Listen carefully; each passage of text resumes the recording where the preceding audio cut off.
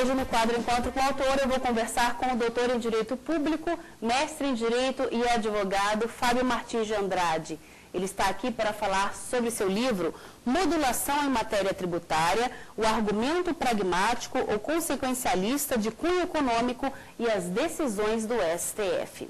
Olá, Fábio, bem-vindo ao Iluminuras. Obrigado, olá. Eu queria começar a nossa conversa te perguntando por que você resolveu escrever sobre esse tema. Eu resolvi escrever sobre esse tema porque a jurisprudência do Supremo Tribunal Federal está muito incipiente, está muito no início, especificamente em matéria tributária. No livro, eu faço, na quarta parte, eu faço a análise de três casos, três estudos de casos, que são os mais relevantes sobre o tema.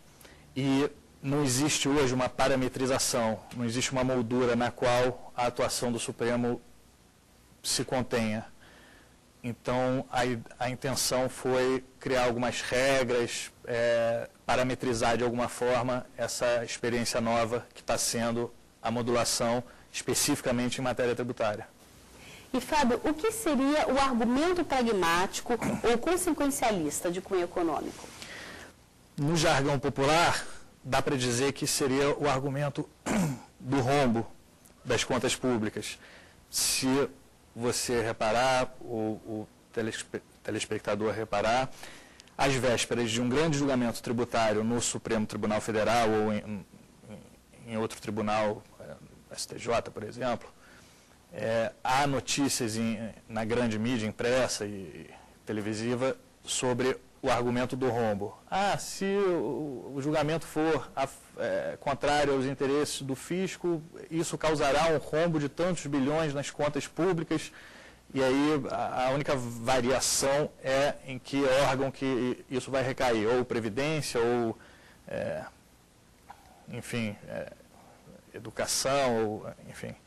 Mas são números mágicos e muitas vezes mágicos que não chegam aos autos sequer e são alardeados absolutamente ad terrorem, que procuram incentivar o terror por si próprio, sem uma justificativa que a suporte. E o que você defende na obra?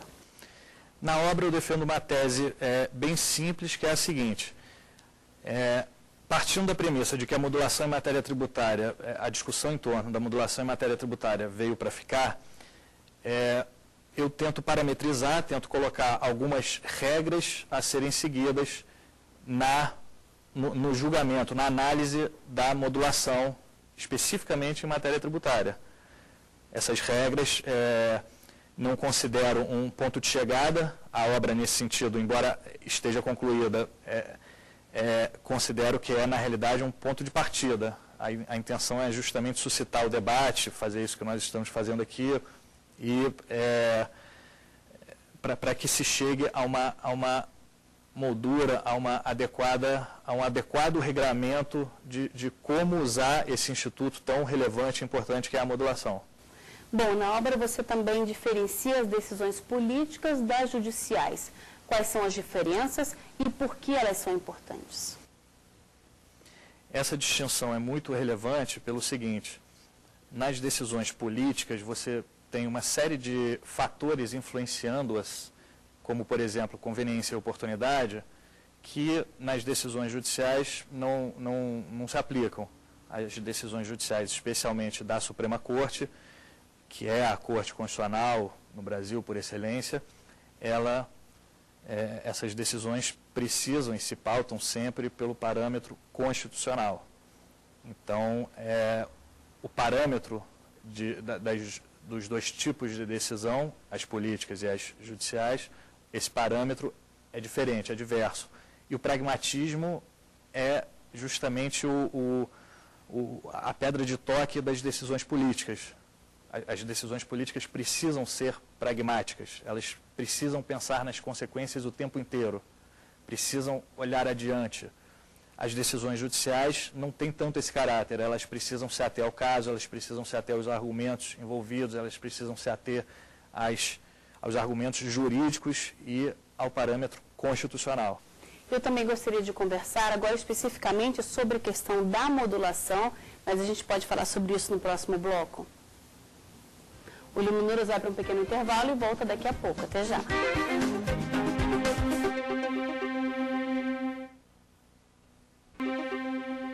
Voltamos com Iluminuras. Hoje no quadro Encontro com o Autor, eu estou conversando com o doutor em Direito Público, mestre em Direito e advogado, Fábio Martins de Andrade. Ele está aqui para conversar sobre seu livro. Modulação em matéria tributária, o argumento pragmático ou consequencialista de cunho econômico e as decisões do STF. Fábio, toda a discussão sobre modulação está inserida no artigo 27 da Lei 9868 de 99. Fala um pouquinho sobre isso. O artigo 27 tem a seguinte dicção: ao declarar a inconstitucionalidade de lei ou ato normativo e tendo em vista razões de segurança jurídica ou de excepcional interesse social, poderá o Supremo Tribunal Federal, por maioria de 2/3 de seus membros, restringir os efeitos daquela declaração ou decidir que ela só tem eficácia a partir de seu trânsito em julgado ou de outro momento que venha a ser fixado. Cada palavra ou cada expressão aqui pode suscitar questionamento, pode suscitar dúvida. Por exemplo, ao declarar a inconstitucionalidade, num caso de reconhecimento de constitucionalidade, poderia aplicar o artigo 27? A jurisprudência do Supremo Tribunal Federal já reconheceu a aplicação analógica do artigo 27. Não se tratou de uma declaração de inconstitucionalidade. Essa discussão sobre se poderia haver a possibilidade de modulação num reconhecimento de constitucionalidade permeou o primeiro dos casos analisados aqui, o do IPI alíquota zero. Alguns ministros, eu relaciono aqui quais foram, reconheceram nas suas razões de votar, nos seus votos, reconheceram expressamente que, por se tratar de uma declaração de constitucionalidade e não inconstitucionalidade, não seria pertinente falar em modulação para aquele caso concreto específico. Enfim, outro grande debate que há em torno do artigo 27 é que ele está submetido a duas ADINs. Hoje tramitam no Supremo Tribunal Federal duas ADINs que questionam diversos dispositivos da Lei 9868 e especificamente o artigo 27. E ainda não houve uma decisão definitiva do Supremo Tribunal Federal a respeito dessas duas ADINs, questionando o artigo 27. O que vem a ser a modulação? Geralmente, quando ocorre uma declaração de inconstitucionalidade, o efeito é ex tunc. Não se impressione com o juridiquês. Significa que a lei é nula desde o seu início. Ela nasceu morta. Essa é a tradicional declaração de inconstitucionalidade. Você pode ter, além disso, uma decisão com efeito ex nunc, que não retroage, que vale daqui para frente. Isso, de certa forma, já é modular. É uma modulação dali para frente. Há também ex tunc mitigado, que é um efeito que fica compreendido entre a data da lei e a data da decisão, um momento entre esses dois eventos, para o futuro, e há, por fim, uma possibilidade de efeitos pró-futuro, que é da decisão em diante, de algum momento posterior à decisão em diante, melhor dizendo, porque da decisão em diante a gente já viu que é ex nunc. Em breves linhas, isso que é a modulação, é você mexer, manipular os efeitos no tempo de forma a alterar a consequência do julgamento.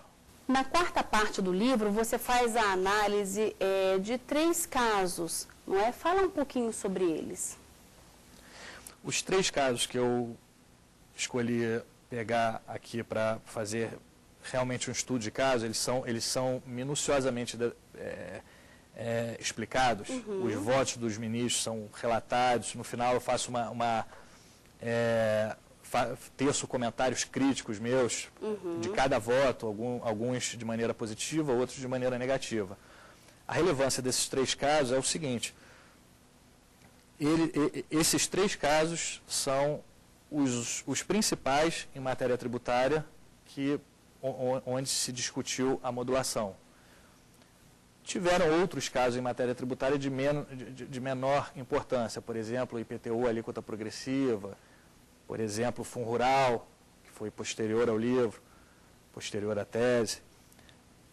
Mas esses três, IPI alíquota zero, COFINS sociedades profissionais e o artigo 45 e 46 da Lei 8.212, que trata do prazo prescricional ou decadencial do crédito tributário, esses três casos são os emblemáticos, os paradigmáticos na formação da incipiente jurisprudência do Supremo sobre modulação em matéria tributária. Então, no primeiro, eu te diria que, no IPI alíquota zero, eu te diria que houve uma baita discussão, um excelente debate de muita qualidade, chegou a fazer com que a ministra presidenta na época, Ellen Grace, dissesse que aquela tinha sido uma tarde digna de Suprema Corte, de tão profícuo que foi o debate. Embora não tenham modulado na espécie, o debate existiu e foi realmente rico. No segundo caso, do artigo 45 e 46 da 8.212, aconteceu o contrário. Quase não houve debate, Sim. O fundamento foi extremamente ligeiro e se modulou numa questão que praticamente todos os tribunais do país julgavam da maneira na qual o Supremo julgou ao final. Então, quer dizer, não existia surpresa, não existia razão de segurança jurídica, excepcional interesse social. Aqui, sim, está claro um argumento